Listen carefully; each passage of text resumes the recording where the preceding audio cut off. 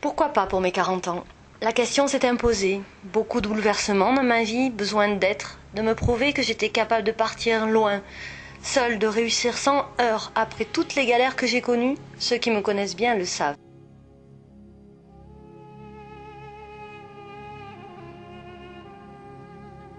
Tout d'abord, une grande fête, entourée de mes amis, puis une cagnotte, car la Mongolie, c'est pas rien tout de même en termes de budget. Il ne fallait surtout pas que cela interfère dans la vie précieuse de ma famille, car à projet égoïste, budget égoïste. Là-bas, dans la steppe immense inondée de soleil, des tentes de nomades formaient des points noirs difficilement reconnaissables. Là-bas, c'était la liberté. Le temps était comme arrêté. Dostoïevski, Crime et châtiment. Appuyée par mes lectures, une image plus claire de la Mongolie se dessine. Chute du communisme? Ah ouais, c'est vrai, j'avais oublié. Gengis Khan? Non, lui c'est un mythe. Les steppes, la rigueur du climat et le nomadisme, vous mélangez tout cela avec des neurones féminins remplis d'émotions, je vous garantis l'explosion. Rencontre avec nos chevaux, nos guides. Nara, Imka, Barsa et son grand frère Una. Nos cuistots, Iché et Argi.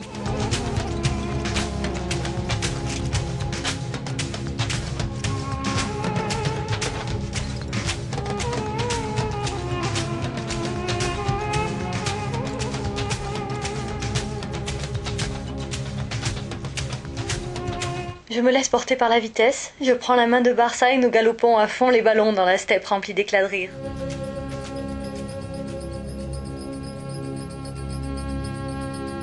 Je lâche prise, plus rien ne compte à part ces instants de vie que je vais partager.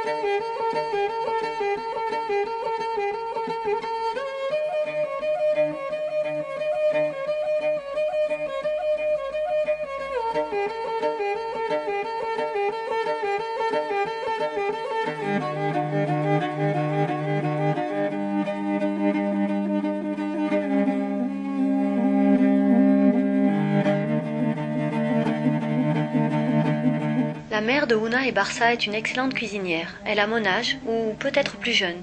Un sourire magnifique, c'est vraiment une jolie femme. Ses gestes sont sûrs, précis, efficaces. Elle ne semble pas affolée par la somme de travail imposée par notre présence. À sa place, j'aurais déjà demandé 50 fois à Fred de couper le pain, de faire cuire le roast-beef. Je suis touchée par sa tranquillité, elle me semble paisible. À sa place.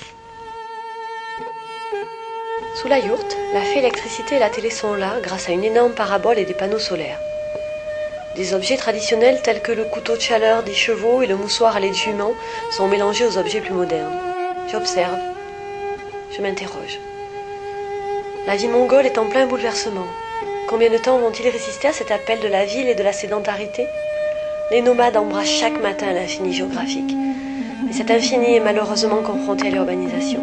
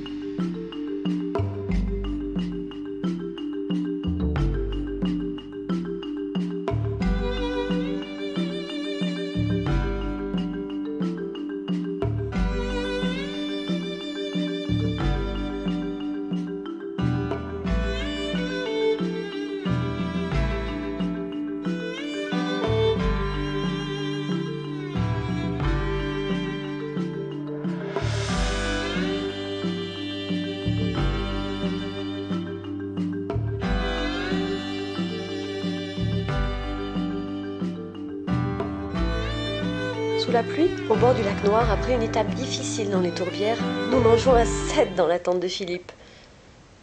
Là, Aimé nous fait saliver en pensant à un mouton dont le jus brûlant tomberait sur les braises d'un grand feu. Laurence et moi salivons qu'à moitié. Mais en attendant le mouton, nous avons d'autres chats à fouetter.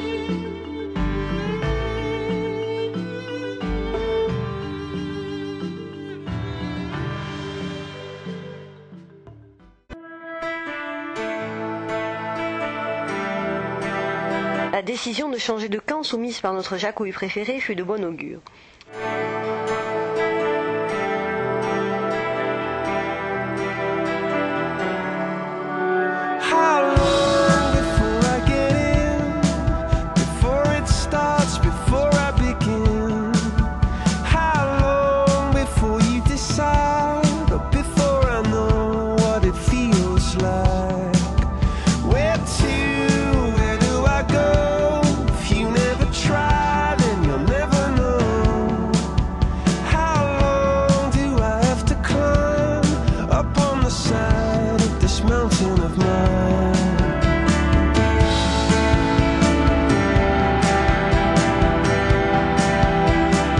Balade sans les chevaux de bas au pied de blocs de granit qui inspirent les légendes.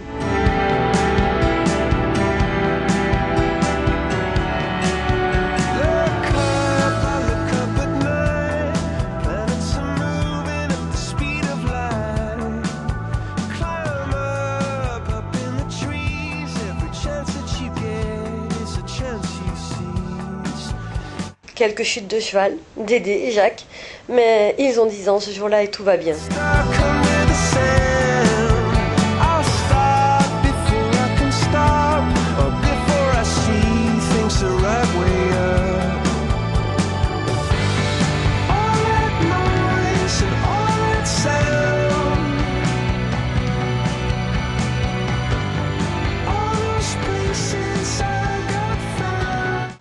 Nous sommes chez Imka et Dédé va nous offrir un superbe festin. Mais avant, il faut le tuer.